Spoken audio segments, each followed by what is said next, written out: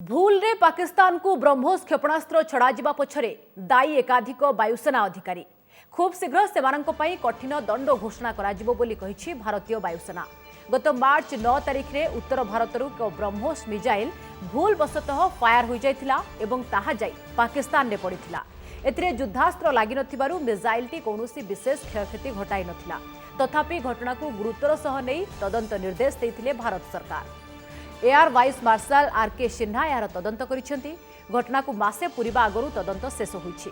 संपृक्त अघटन पई missile squadron रो एकाधिक अधिकारी दायी बोली सरकारी सूत्ररु सूचना मिलिथिबा जातीय गणमाध्यम रे खबर प्रकाश पाइछि।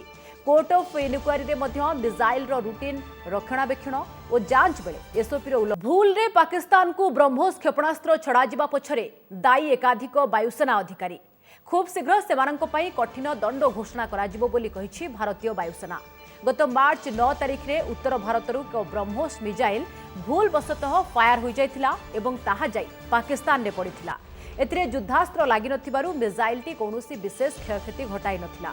तथापि घटना को गुरुतर सह नै तदंत निर्देश दैथिले भारत सरकार। Air vice marshal R K. Sinha यार तदंत करिसेंती।